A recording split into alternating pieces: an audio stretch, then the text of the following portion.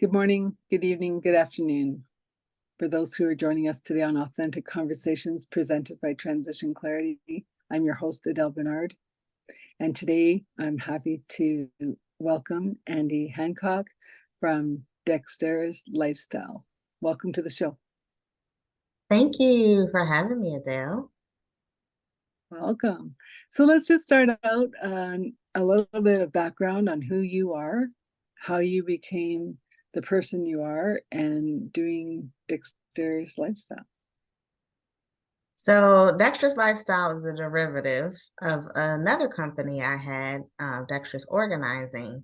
So, I was a professional organizer for for well over a decade, about a little over 13 years.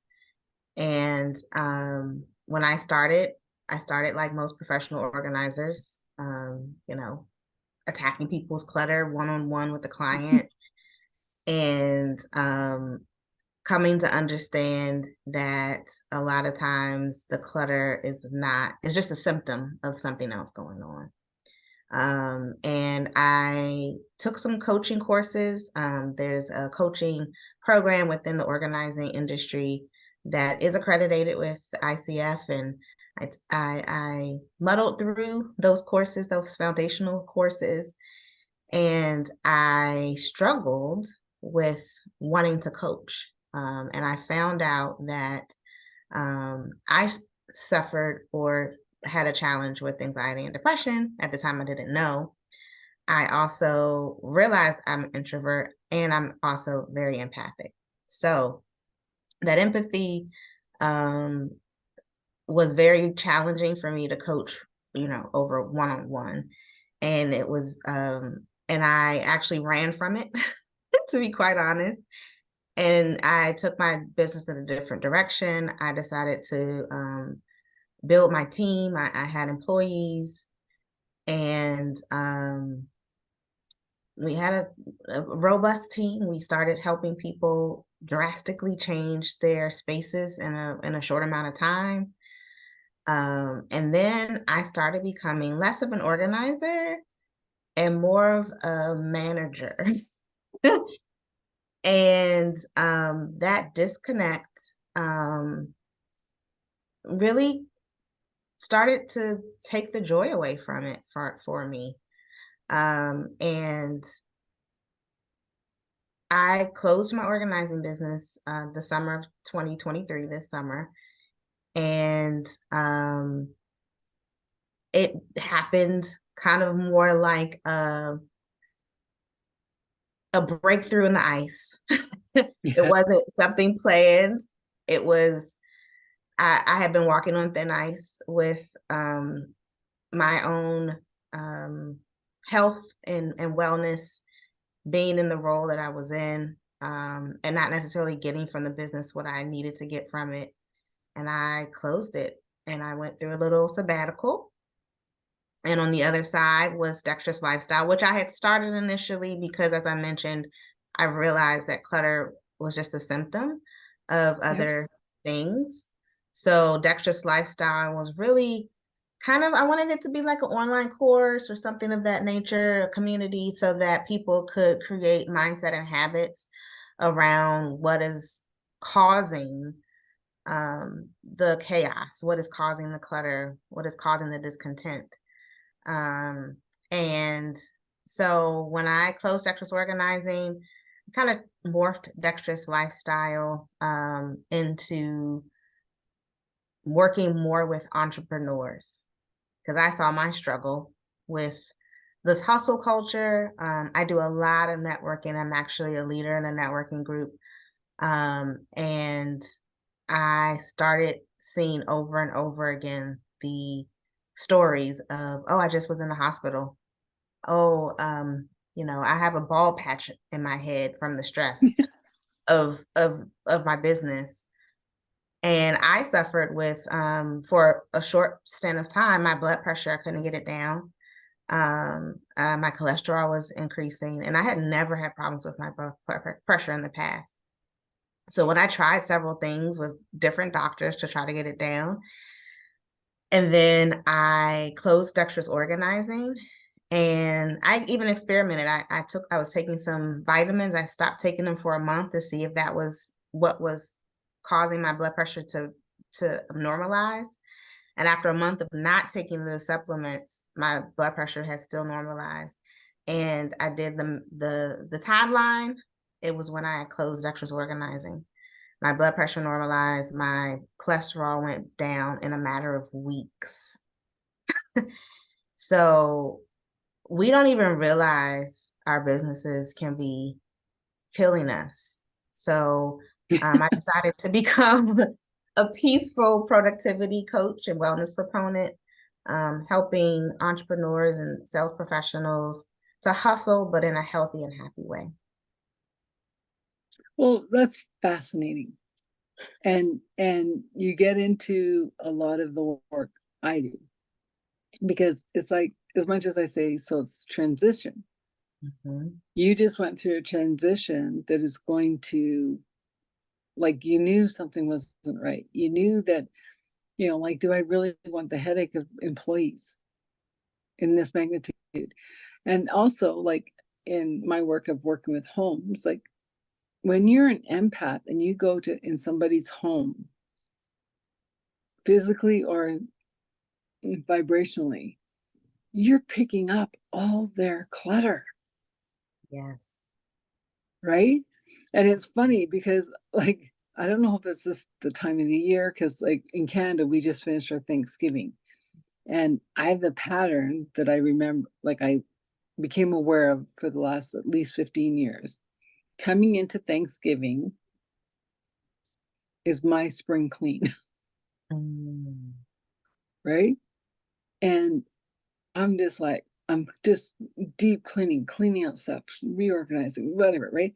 And I'm like, of course, Thanksgiving's this weekend, right? I see my own pattern, but I also, as you talk about decluttering, how many tabs do you have open on your computer at one time? I've actually heard of someone having over like 180 tabs. I'm like, Whoa. I didn't know that was possible, because I think I'm I'm like, my computer crazy. would crash, I think. I know. I think my tabs open, like, I think the max I've ever gotten was 20. And I was just like, this is ridiculous. Close, close, close, right? And so you think about, like, yes, you're moving into the lifestyle of it, but all that knowledge is coming into the lifestyle to help the next person, Yes. right? And the thing is what I've learned, whatever clients are coming to me in the future, I go through it first. Mm. So as you're decluttering your space, as you're saying, I have to be aware of my health in order to be able to serve anybody. Yeah. What you just learned with your health is who the new clients are going to be. Like, my job is good, like, my business is going good. And it doesn't, I mean, they could be working in corporate, it doesn't matter. The idea is still the same. Yeah. And as an empath, we're feeling it before anyone comes. Absolutely. There were times where we'd work with a client and they didn't really tell us a lot about what was going on. But the stuff is usually an indication we can put things together, right? We see the books on, whatever the subject is that they're dealing with. And we see the mail and, the information that comes through the home. Mhm. And even the timeline of when, like, we get to the bottom of the stack and it stops at a certain year and we start to see, like, oh, this happened in this year and this is when the clutter started to pile up. And it's like this Yeah. archaeological dig. We can start to put things together and just touching their things. And sometimes they do open up and they do express their journey of whatever's going on. And it's been times where sometimes I'm not even the client's not even in the space, but knowing what they've gone through, I've come home and I've wept. Mhm. because of the sadness in their space. Mhm. And I had to release it, and it was compassion, but and but it would affect me. Like I would have like Mhm. the whole evening. I couldn't do anything but just cry because of what was going on. So definitely what you said is true. Being an empath was difficult in certain instances, being a professional organizer. And what I'm coming to realize now, I've worked with a few business coaches and mentors, that our businesses, especially when we're helping other people, Mhm. isn't about us. And so I'm coming to the realization that, they see something, say something. We're seeing so many people, especially post pandemic, where the rug has been pulled out from all of us. This we don't, Yeah. and so we're kind of in this kind of PTSD state of like, what's next?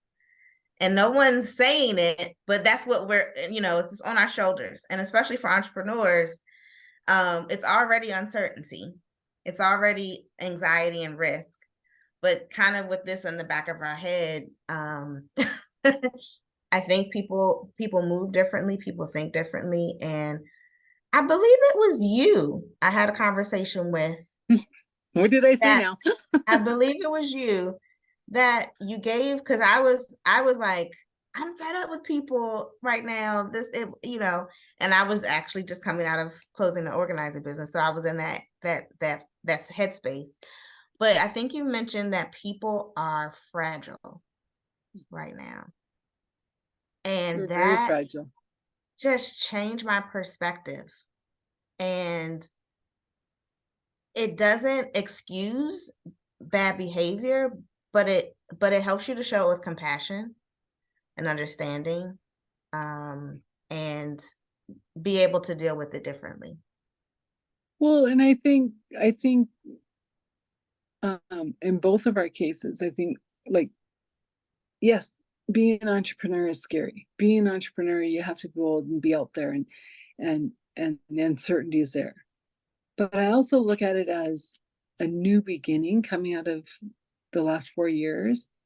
Uh, and I actually just said this on a post the other day of stop worrying about the outside circumstances of what you think you're working in or not working in, and be the light of you. Show up as you, your 100% soul being, right? And like when I was building my website, it took me a long time to get my logo picture. And I'm like, why is this so hard? What's going on? And I was looking through pictures, and I'm like, what am I trying to convey? And then I found the lighthouse, and I was like, whoa. I said, I'm the lighthouse. And someone actually made a joke with me saying, well, what if you're on the front of the boat and we're going through a storm? And I go, I'm still the lighthouse. You can still crash the rocks or not. Mhm. I'm just here in service to show you a way to avoid the rocks, a way of finding a different path, a way of looking inward Mhm. rather than outward. And I think that Yes. is the biggest thing I've learned, even just in this last week. Nothing outside of us is real. It is Mm. all an illusion. The only thing we know for truth is when we're listening to our heart and shutting off the monkey brain. Hmm. So That's you screaming. are all, yeah, you are always your internal lighthouse. Yeah. And when you're not in that lighthouse state, like what would you say to a client? Take a breath, get back into your body, see where you are. If you're too far in the forward, you're going to hit anxiety and craziness. If you're too Mhm. far in the back, weeping about what used to be, you're going to be depression. Yep.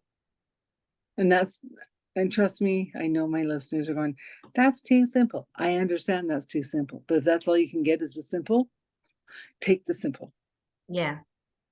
And when you talk about moving into the new lifestyle of what they want to create, like, you're not saying you won't hook them up with somebody that can help them clear out their boxes, but you're saying you want to create that new lifestyle for them, Exactly. I want right? and what you're saying is true. I've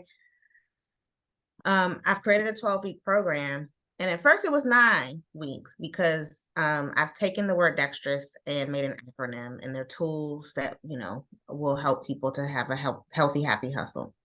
But then I thought about it and I added 2 more weeks. And the first week really delves into self-awareness because I don't want people to take the tools and add it to the toolbox and it not be used in the way that is best for them. Or I experienced this a lot as a professional organizer. I would help people. I would maybe say something that would help them on their journey to letting something go, or maybe not even shopping and bringing things unnecessarily into the home. And people would say, I was in Target and I heard you say, where are you gonna put that? Where is this? And I knew that, it was them, it was their voice, but they morphed it or made that my voice because that was who they felt comfortable taking advice from, so to speak. But I really want people to feel comfortable trusting their own voice. And so that would be the first week of self-awareness. And the second week would be all about dealing with the shame and guilt of that self-awareness. Because sometimes we're self-aware and it's followed immediately by shame or comparison. Well, I can't do this because this person does that. It has nothing to do with you. And I want to really help people understand that shame is it's kind of like mold. When you have mold in your home, you it's an awareness that there is moisture somewhere that you need to now do something about. So shame sometimes allows us, it's an indicator that something is awry, but it doesn't, but then it's now another act that you need to do. You need to shed light on it.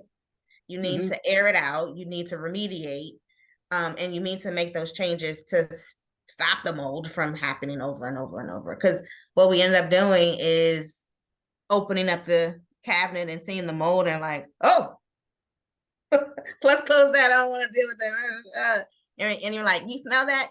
Now you're spraying. Oh, we don't smell the mold. We don't. We spray a little Lysol on it and just try to cover it up. But then we're still like, oh, I should. Well, and I'm sure you've seen this in your business of when the clutter gets overbearing and you see like they've compartmentalized it. And then I'm like, so whose clutter is this? Well, I'm getting to it. I'm like, no, really ask yourself, whose clutter is this? Because it might only be one room, the dump room. So it's not even theirs. It's a passed down belief from somebody else. Right? And so, like, just for instance, I was working with a client who lived in an old Victorian house, right? So everyone knows every time a new tenant goes in, it's like what energy is being left, what, right? And she's a very, very clean person. She had one area in her house, the small bedroom, that became the dump room. I'll do this later. I'll dump it here until I figure out where it needs to go or what I have to do with it. So I was over one day and I said, what's with your dump room? It's so not you. It doesn't make sense. She goes, I don't know. She's like, I've been trying, I've been figuring it out. And I'm like, do you mind if I tap in? And she goes, no, go ahead. It had nothing to do with her. It was where a baby from a previous family who lived in the house died of Cribs death. So emotionally, that family that lived in the house before her closed off the room because they couldn't deal with the pain of losing their child. And she took it on personally, unknowingly. We don't deal with this room. So anything we don't want to deal with, we could dump it in the room. Once that thread came through, she was able to clear it. We cleared it, and the room became a room because that energy was gone. Yeah. Right. And so how you said you came back from a client and wept for them, because an empath, we take it on. But more importantly, we need to know how to release it. Yes. That part. Right? Because I know, well, because like, I mean, I'm going to go down on a little tangent here, because especially with women, as they fluctuate up and down with their weight and stuff, and I'm like, I personally believe 95% of the weight fluctuations are other people's energy getting caught. Right? Are you eating the apple or the bag of chips? It doesn't matter what you eat, because you're hungry. You actually want this for nutrition, or because you just heard something, or you just saw something, or you just had a memory. No, I want chips. I want the apple outside. But you don't. I 110% agree with that, because going back to self-awareness, like you were saying, how you want to clean up, and then you started to notice the pattern, that it was My around Thanksgiving cleanup. the Thanksgiving holiday, right? That's why self-awareness is so important, because if we've read The Power of Habit, a lot of people read Atomic Habits. We are just a conglomeration of habits and patterns. But if we're not self-aware, we can't change those. Well, and it's patterns. not even our patterns. And not even ours. Yeah. But what if they are ours? Like, for instance, I don't know. I know you're in Canada, but do you guys have Taco Bell in Canada? Yeah, I think Okay. so. We have taco places. I don't eat them, so we either have Taco Time, Taco Bell, or but I understand. So when I was in college, we had a Taco Bell and a McDonald's right in our student union on campus. And there was also one along the street on the way there. And I realized when I was stressed about an exam or just class in general, I would eat Taco Bell. And it was a comfort food for me. Fast forward, 20 years. I hate to say that, but yeah. Well, 20 years is less than I'd be fast forwarding. Yeah. And, I live up the street from a Taco Bell. I don't think about it. I don't go often because I know it's not healthy. And, I've graduated as a foodie. I like, fresher ingredients. And, there's so many other ways to get Tex-Mex or Mexican food. But when I was stressed, I would crave Taco Bell. And I would, and it took me a while to realize what is happening. And then I had to think about my past and why I like Taco Bell, and then why I want it. And I'm like, oh, ding, ding, ding. I'm stressed out about something. Because sometimes I didn't even realize I was stressed out about something. The craving would come sometimes before me realizing I was stressed about something.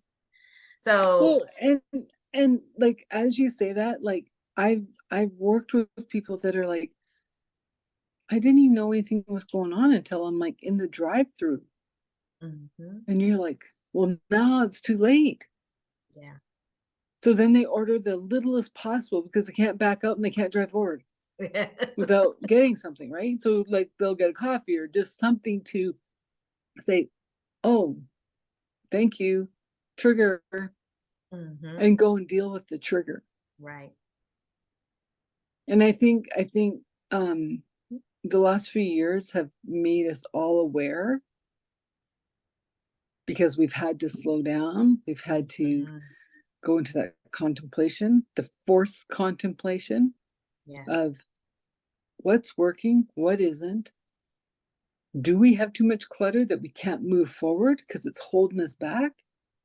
Right? And every once in a while, like I personally have stopped buying books because that was part of my clutter. I couldn't let new ideas come in because, well, I have no more room on my bookshelf. And so now I love, getting books from the library to download, because I'll go through once a month or depending how many books, and I just go, yeah, I think I want to read that. Yeah, I think I want to read that. And sometimes they're 6 months out. Sometimes they're in 3 weeks. I have no idea. But I'm telling you, every time a book goes ready for tomorrow, and I'm like, that's what I'm going through? Okay. And I read the book. Wow. Right. So over the weekend, I just finished Don Miguel's The Four Agreements, his book on knowledge. Powerful book. Right? Because he takes the four agreements and he says, now let's put knowledge to it. Right? Are you living your most authentic self with the knowledge of the powerful being you are based on the four agreements? Yes. And for me, my whole soul blueprint of this time, not only being my truth, but to help you find your truth. And your truth can only be yours. And as you work through this new lifestyle of people, helping them find their truth, the clutter will start going. It has to. Because the clutter keeps us from living our true authentic self. Or that's my belief. And that's how I work with my clients. Yeah. Right? Like you're hanging on to the sweater that's too big or too ragged. It has too many holes. Why? What emotional tie is it keeping it in your closet? Yes, there are those ones like, your mom was pregnant with you with it. It still fits you. Like, if your mom has passed, like you put it on, you go, oh, it's just like that hug I miss from mom. I understand those are different. I'm saying the torn one that has no sentimental value, has nothing other than taking room in your closet. Come on. I would always say either it functions in your space or it's memorabilia. And there's nothing wrong with having memorabilia, but memorabilia has its own place and its own function. In a black bag, in your closet is not honoring memorabilia. It's just now, like you said, it's clutter. But I think with entrepreneurs and people in corporate, whatever, and with our work, we hold on to mental clutter and perspectives that have been passed down by maybe the culture, the company culture we worked in. And then as an entrepreneur, we have the right to create our own culture. Who said that you had to be up at 6 a.m.? I mean, we had a kind of pre-conversation earlier that, you've through self-awareness, understand that you're most focused between 4 p.m. and 8 p.m. And who's to say that's wrong? Well, and it's funny because I actually do a health program out of Australia. And when I first did my profile, I was working corporate. I was at work by 6:45 in the morning, like up at 4:45 in the morning, right? And I'm getting home from work at 4:30, exhausted, exhausted. And then I'd take a break, have dinner, and then do this job, right? Mm-hmm. And I do my profile, and the first thing it says is nothing other than calm and quiet before 7 a.m. Because that is when my body is recycling, rebalancing all my hormones, my stress, and I'm like, well, that explained a lot of my corporate life for 25 plus years.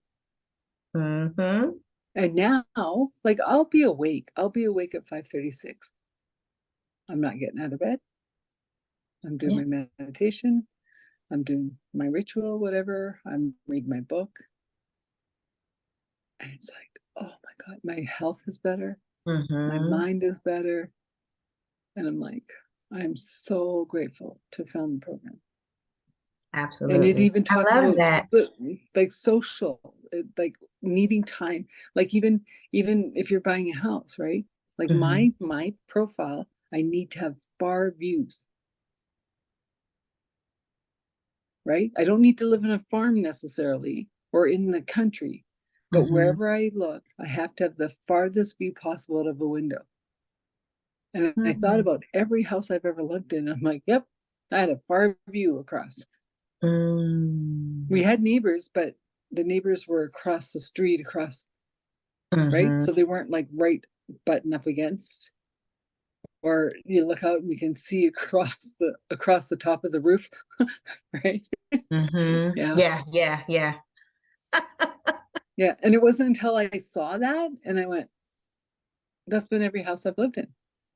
So Mm. somewhere in either my mom or my dad, they have to have some part of my personality of this thing because they bought houses that I could see far Mm-hmm. without Oh, knowing. And so I when you're mean, saying about creating this new lifestyle, mm-hmm. good and bad is all in us. Yeah, we gotta weed out what all the other people are and figure out what we are on our own. exactly. And one of the pillars that I talk about is educate and edit. And going back Mm-hmm. to what you were saying about, your books. Um, the scripture says that to the making of books, there's basically no end, right? There's a lot Mm-hmm. of things out, there's a lot of knowledge. And then if you go in the self-help section, one expert is on one tangent and another expert Yeah. is on a whole different side of things. Yeah. One loves blue, one hates blue. Yes.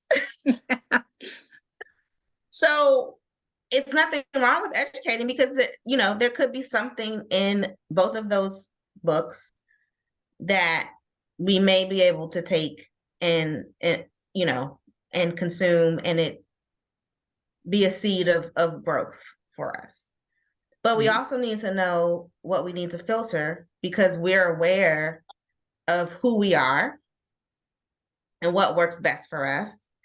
And not I think what happens is we read these books and we're like, well, that's not me. And then here comes the shame and the guilt, and then we spiral because we're trying to put on someone else's, you know, Mm-hmm. tuxedo, so to speak. But that's Mm-hmm. not gonna fit us. It's not gonna work. And then we're walking around, shoulders up to here because things aren't working.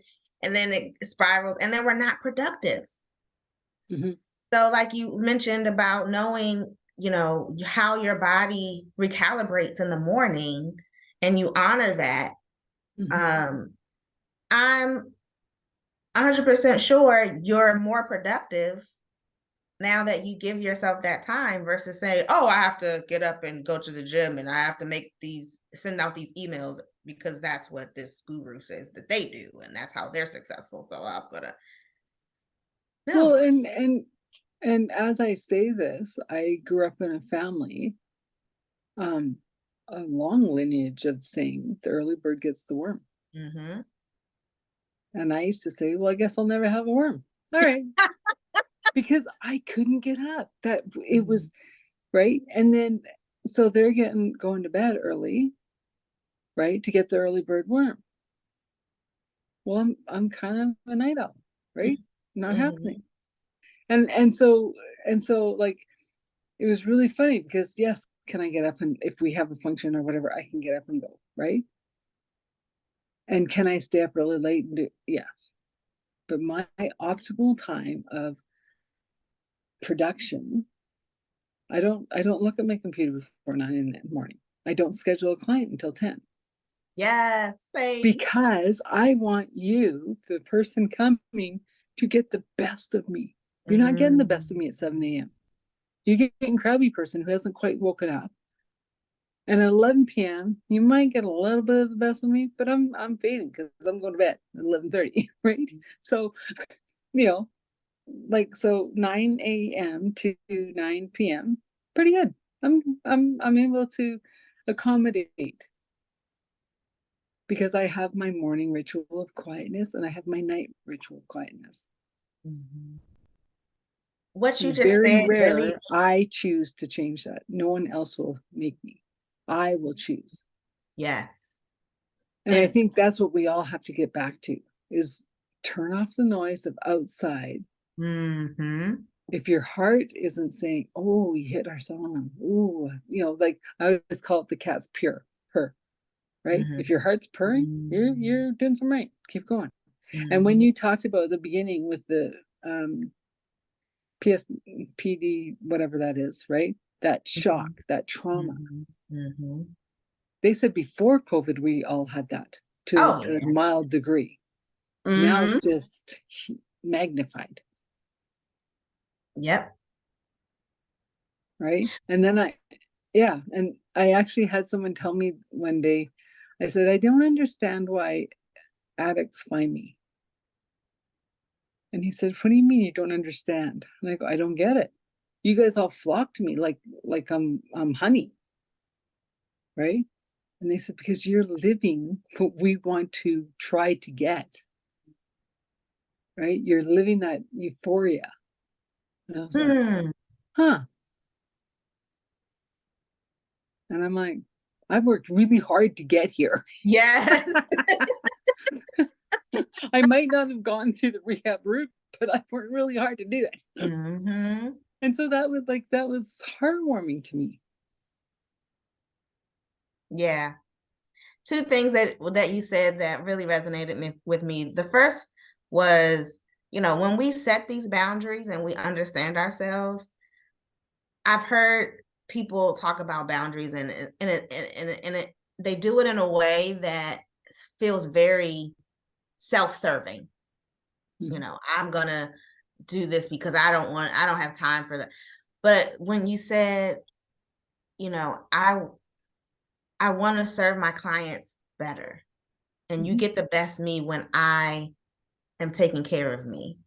mhm, That feels so much, talking authentic. It feels mhm, so much more soft, and you're not doing, this self-care or this setting these boundaries out of selfishness. And I think a lot of times that's where we come, uh why people shy away from it. Like, oh, I gotta put other people first. And that's true. And so but it's to not. give them your best self, to You put have them, to be you have selfless, you have to be selfless. right? Yeah. So it's not selfish, it's selfless. Mm-hmm. Because I like when you want the best of somebody, first and foremost yourself, you can't skip lunch and keep going. Yes. You can't skip your workout and think you're going to have energy through the whole day, Mm-hmm. right? And when I say like I've worked with people through burnout and no one has had burnout more than I have because a candle has one end, I made it have five Oh my and I goodness. kept going. Mm. And the thing is like I'm seeing more and more people like, I don't know why I ended up in the hospital. Mm-hmm. And I actually had somebody that I was working kind of with who she had a like I thought it was a brilliant awakening. She was living her life on somebody else's terms and she ended up in the hospital again. Mm. The doctor looked at her and he says, same time next year? And she Wow. said, pardon? He goes, your chart says you come in around this time every year. So same Mm, time next year? Are you going to look at your life and start figuring out something new?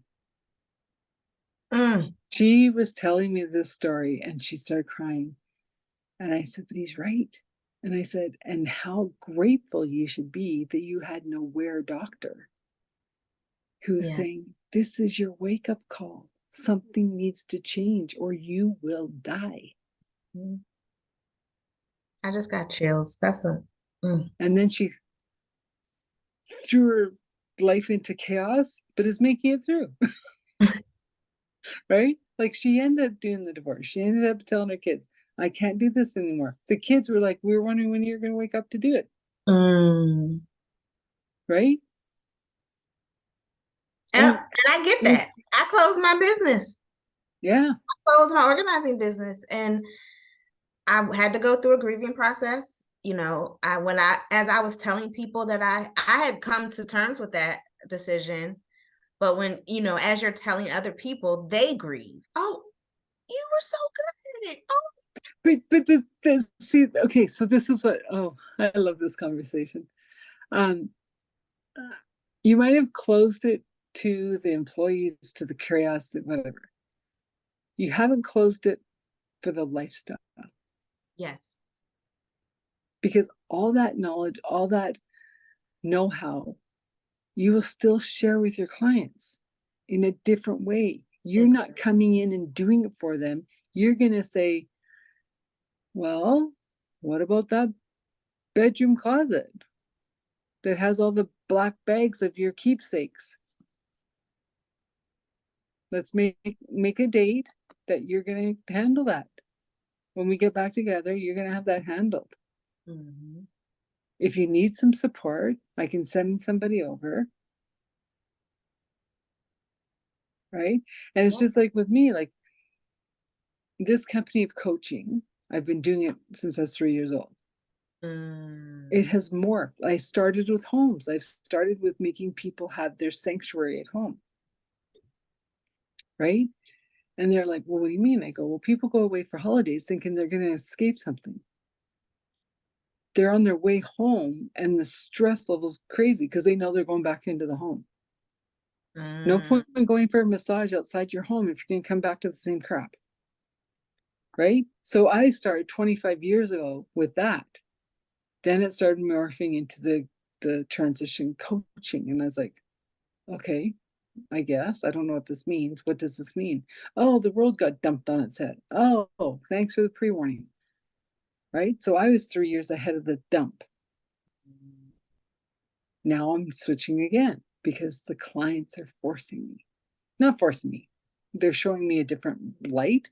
And I'm like, Yeah. well, I'm not hitting the rocks. Okay, let's go there. Right? Mm-hmm. Mm-hmm. Let's see where this light now takes us.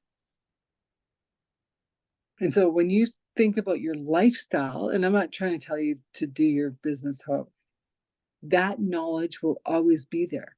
Absolutely. It's like the old saying, once you learn to ride a bike, you'll never forget. Yeah. It might be wobbly every time you go leave it and come Mm-hmm. back, but you get it. You finally get the rhythm and you go, okay, I can do this. I can do this. Am I going fast? No, I'm still no. Yeah. Oh, this bike has 10 speeds. I only had two before. Yeeks. Right? Like, Yeah. but you get it. You Absolutely. get it, right? I did. I get it. And I think the kind of point I was making is, you know, with your client who didn't want to keep going to the hospital every Mhm. year around that same, she wasn't getting those patterns. Her doctor saw it. That's why I think journaling is very important, and not necessarily in the way that most people think, but documenting helps you to see those patterns. But when she realized it, she started to make those drastic changes and throwing. And so sometimes, you know, when you break a bone, it's gonna hurt to reset it. You're gonna have to, you know, like she Well, had to take some things out of her life. And then though by doing that, like when I closed my business, I stopped a huge stream of revenue. Like I'm starting all over again, building another business. It's scary. Or But you're gonna shift your old clients. yeah, the ones who want, because not everybody, even when I was doing my training, we have to, as you know, we have to ask people, do they want to be coached? Are they coachable even? Exactly. And So, that was a huge thing. So just going back to that person, um, I saw it after her first baby. mm, This wasn't the person for you. I didn't understand why they were together. mhm. But I went, high school sweethearts, whatever. Well, who am I to say, right? Like I knew her, but maybe I didn't know her well enough. And I totally owned maybe I was making a judgment. And then when it was like, everyone has their own thing. And so my Yeah. biggest thing that I've learned is the rope is always there.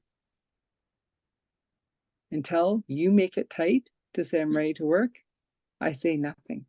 Mhm. You can call me and call me and call me, and we'll keep on talking until you say I'm ready. I say nothing. Because it's not going Because to I'm be not, effective anyway. no, but I'm not allowed to. Yeah. Like I call it the spiritual swap. Like they'll go, they never ask. I'm like, but whack. I'm tired of getting hit. And so I've had to learn in my own growth, right? And especially with family, it's the hardest. I'll see it clear as day. And they got to go through it until they figure it out. And I go, please let them figure it out soon.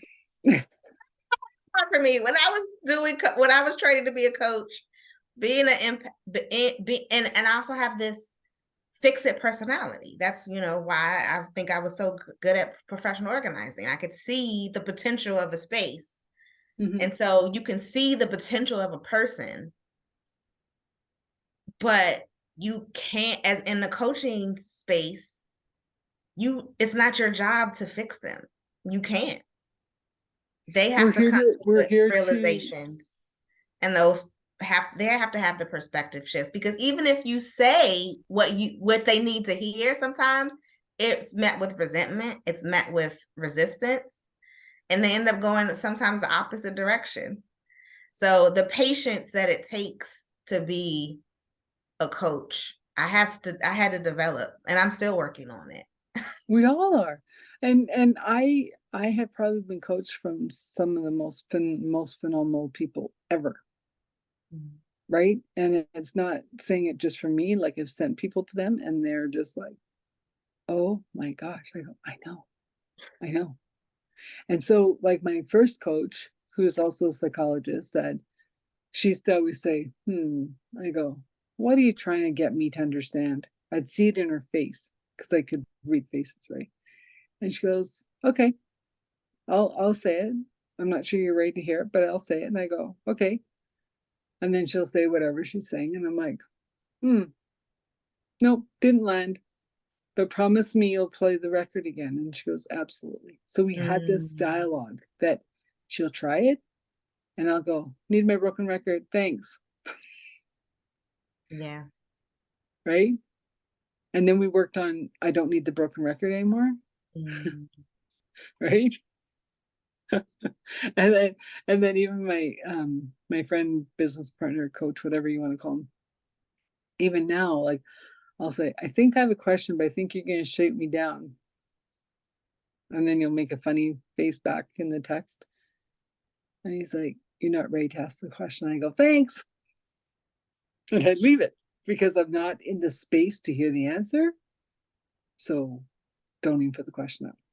mhm. Right. And so, and when like, when you're working with lifestyles, like in my experience, and coming from the clearing, right? The clearing energy is always have it in ease and grace for them.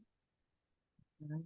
Because I used to clear some houses that they'd be like, what the flip did you do? And I go, I didn't do anything. Your house was saying you're ready for this. And they're like, we weren't ready for this because it came in so fast, so hard. Yeah. Right. And so I always ask that it comes with ease and grace. to the best of their ability to shift. I might see they can go way faster. You might see they can go way faster, but they can't see they can do it faster. Mm. Right? And even cleaning up your own space, like after you cook a big meal, whatever, you have this meal and you go back in the kitchen and you go, now it's all complete and we're going to clean. And all that stuff of making the meal good, bad, and different is going to be cleansed. And it's a different way of cleaning because you're cleansing the space for the most authentic you to be revitalized. Because I remember years ago, like for my whole life, like I didn't do basements. And people are like, why don't you do it? No, I don't do basements. Because I came in with basements, dirty things, bad things happen. So I had a belief from someone somewhere, bad things happen in basements. Bad things happen in walk-in closets. Wow. No, none of my memories, but I picked it up somewhere through the, right? Until I figured out this isn't mine, this, right? I couldn't go into anyone's basement. I couldn't go near walk-in closets. Yeah. Because my body would literally like freak.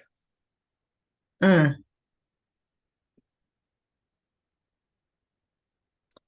so interesting. I'm digesting the concept of energy being residual from someone else. And I think that the best thing I can think of is, when a person walks into a room, they exude an energy. They can change, they can even, if their energy is so big, it could be good or bad, they can shift the whole room's energy. I mean, people get paid for that. Like at conferences, they want, the MC to have a lot of energy to exude that to the audience. And so if we relate that to, okay, there's energy that can be transferred to others. And then I think about smell. If a person has perfume or something, they've left the room, but they've been there because you can smell it, that fragrance. And conversely, if they have a body odor, it can be, you can smell what they've been like, oh, those boys came in from basketball. I smell, And so why not our energy? Why not? I mean, well, and I believe Toni Morrison said it the best way. When a child enters the room, they want to see your eyes light up. Because that means they're seen, they're recognized, there's love coming to them. She says, if we only did that, we would change the next generation. And even though she wrote storybooks, there were so many golden nuggets in her writing that people would read too fast because they think it's a story. Yeah, I read Toni Morrison when I was a teenager. And so it was a lot of things that probably went over my head, but I knew that it was symbolic. I knew it was deep. Yeah, she was a powerful writer. Powerful. And I'm not a person to read stories per se. Like, I will read a fast book, just whatever. And same with Jodi Picoult. She's another Toni Morrison in a different way of like life-changing. Like, think about how you're reading this. Think about how it can change the trajectory going forward. And those are the books I love, the ones that make you go, did I get that? What are you saying? Do I have to read that over? Mhm. Or do I have to just assimilate? Right? Because, and that's another thing. Like, so when, as you talked about, making your 12-week course, right? I find a lot of people who make courses, that's why I haven't made one, is they don't have time for people to assimilate before they move on. Like, especially when you do those big weekend courses, there's Mhm. so much information, so much going on in that room or wherever you are, even on Zoom, right? Like, I know Tony Robbins just did another 4-day on Zoom, but life is still happening in your house. There's so much information packed in that they can't even, you're through the course and you're like, what did I learn? Yeah. You're on overload. And I mean, don't get me wrong, I love Tony Robbins, but it's like, holy, I can do chunks of you 10-minute times, maybe 20 minutes max. Mhm. Overload, Mhm. right? So,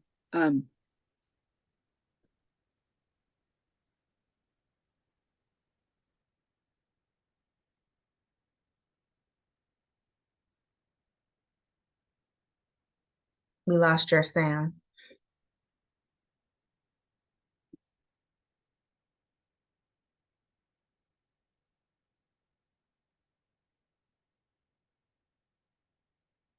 here, Yes. yeah, sorry, I didn't turn my phone off. Well, we'll have a little blip. Sorry, folks. The Technology, we power of love it. editing. We love it. Um, yeah, and so when we, everything we read, everything we touch, everything, it's all energy, Mhm. right? And so as a coach, as you're transforming your business, right, from the actual physical work, you're now doing it more on the mental, the body, the spiritual side, Mhm. right? The integration Yes. to me is the key. And well, someone asked me why I don't make programs, and I said, because I'm in the moment. Mm. I'm in the moment with the people. If the people want to shift, they'll shift. It could be a 5-minute call, it could be a 5-hour call. That's up to you, not me. Exactly. I am here until you shift. So will a course come? I don't know. That'll depend on who comes. Mhm. The clients who are asking. Can we take this deeper? Sure. Yeah. Absolutely. And my goal is to be kind of like a buffet. Hmm. Not every pillar that I'm going to teach, everyone, not everyone is going to have the same struggles on those same, um, someone may be like, oh, I love delegation automation. All right, great. Next, someone might come and say, I've had a horrible experience with delegating, or I don't like to give it up. I'm the best person to do this. Where might, well, here I am to talk about it, Here Well, and then that's a whole different thing, right? So there's some people that have been delegated to in an awful way. Mhm. So they will never delegate to anybody else because they don't want to transfer it to somebody else. Mm. But it's they're all learned Yeah. skills to it's like it's always the I use the analogy of giving and receiving because a giver will always give. They are Mm. the worst receivers. But I just love giving. And I said, so why do you keep stealing that joy from somebody who's trying to give Yes. you? And they go, what? And I go, you're stealing the joy you get from giving them, from giving to you. Or when it's like, oh, that dress, you look beautiful. Thank you. Complete sentence. And that's the Not, thing oh, about this delegating. thing or There's this, some whatever. things that you don't do well that take you forever, that you even hate doing, that other people love to do. Yeah. They love it. So same analogy. You're now taking away their joy by trying to do something that you don't even do well or don't even like to do. Yeah. And conversely, if we are an entrepreneur and you make money from the services or the products you provide, why not choose to employ or use another entrepreneur who is offering the services and products that they provide? Well, So and then, there's so many different ways to kind of think about that. well, and it's funny because like I've been thinking about this for my own business of like, yes, I can do the posting, yes, I can do this, but it takes me a long time, right? I have to be in the zone, I have to wait for the flow, I have to whatever, right? There Yeah. are some people that just go, can you write a post about blah blah blah? And I need it's 5 weeks out, and they go, done. Boom. And you're like, wow, that task would have taken me 3 weeks. Yes. Right. And like I hear from teachers too, right? We have those students that need the processing time. We have those students that will play right to the end. Oh, you need, and they're like, will you please sit at your desk? And they're like, yeah. They only need 10 minutes. They don't need the full 30 minutes. They have the other ones that will just like, yeah, I can sit at my desk. No, I can't. Well, yeah, I can. I'll get it done. Is it good enough? Yeah. And then they'll go play. Right. They have all spectrums. And the best teachers are the ones that let the class be their spectrum. Mm-hmm. All the teacher has to do is, here's your 30 minutes. This is the assignment. And let it be. The ones that need the full 30 minutes will take it. The ones that need 5 minutes will take it. The ones that will hand it in halfway through will like, and it's allowing each individual to understand their own unique self of getting it done. And that's why homeschooling is so popular here. Right? Because parents are always like, oh, like it's rushing to get the kid to get them soccer, whatever. Well, now they do soccer at 11 in the morning. Because part of school's done. They need the break, burn off the energy, and then they'll do school more in the afternoon. Yeah. Yeah. Like Calgary is one of the biggest homeschooling in North America because of that. Right? The parents are freelancers or entrepreneurs. They want to take their kids in midweek skiing. Gone. Like, yeah. That's so amazing. Yeah. I really wish that, schools and even employers would explore those things a little bit more. I think some are getting there. Yeah. But when I had employees and I was going through a training, one of the things that really resonated with me that I tried to implement was fix the process, not the person. Yeah. And so I think a lot of times, especially employers, granted, you want to have the roles identified, and you want to have the right people in the role so that they're productive and happy. But at the same time, get that feedback from the team and say, well, this project failed. Why did it fail? Was it the person or was it the process? And try to fix the process first. And you have the right person doing the right task. Exactly. If you have the person who needs to ponder for 3 weeks, that's not the person that you need to have to get this out in 24 hours. Exactly. And that was one of the things in that program that I taught was instead of coming with the perspective of this is the job description and then you got to find the right person. You start with a job description, and then everyone comes back to the table and they say, these are the things I love to do. These are the things that I don't like to do. And then if possible, you take the things that people don't like to do, and then you create another job description. And then magically you'll find somebody who's like, I'm doing those things. And then you create this job specifically for them. So now everyone has a role, but it doesn't look like this, typical. Then you Well, make up a title and based it's on and their it's their funny you're their saying that. strengths. It's funny you're saying that because when I was ending my corporate career, I was actually going to university too, and and they said, well, if you're going to school on Saturday, don't take a day that you're not working at the office. And so I'd say, well, I'll take Fridays off. So if I ended up coming in on a Friday, no one said hi to me. They knew my headphones are in, my head's down, getting the work done because I'm out. Like, this is not my work day. And unless I came around and said, hi, I'm here. And they're like, oh, hi. Yeah. Right. They just knew, do not, like, I'm not supposed to be here. I'm, right. Headphones in, getting the work done. But,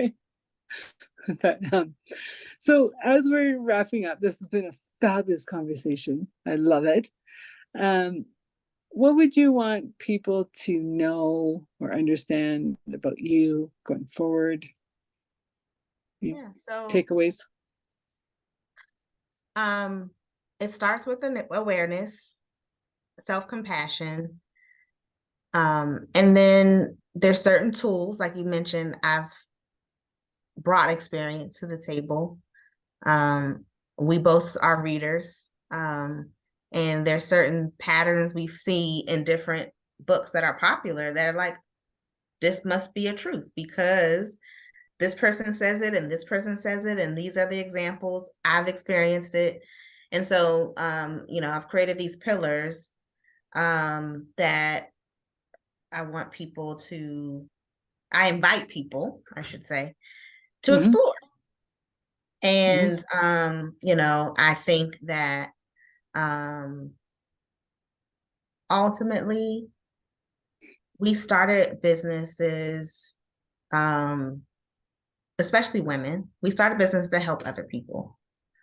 And we also started businesses to have flexibility and freedom. Mm-hmm. And so if we don't take care of ourselves, we do a disservice for both of those things. It's a disservice to our clients because we're not showing up as our best self. And it's a disservice to the freedom and flexibility, because even if you're hitting your revenue goals and your profit goals, but you're sick and you're depressed and you're Mm-hmm. anxious, And you're what burnt out. at what cost? Cost. Yeah. So that's really where I come from. I want people to take care of themselves and to do it in an authentic way and be able to take the tools and those pillars, what resonates with them, what they can find useful, so that they can have a healthy, happy hustle. I think you summed it up perfectly. And I think whether people follow you, follow me, follow both of us, we're giving you a new way of going through life, clutter-free, energetically alive, that we can serve from our hearts. And I had a coach I was working with a while back who said, always give from your saucer because your cup will always be overflowing. Mm. And when I heard that statement, I'm like, there's no more lack in that. And if the saucer has nothing, we have to take a step back and check in with our own selves. So Yes. once again, this is Authentic Conversations presented by Transition Clarity. I'm your host, Adele Bernard, and today our guest was Andie Hancock with Dexterous Lifestyles. Thank you.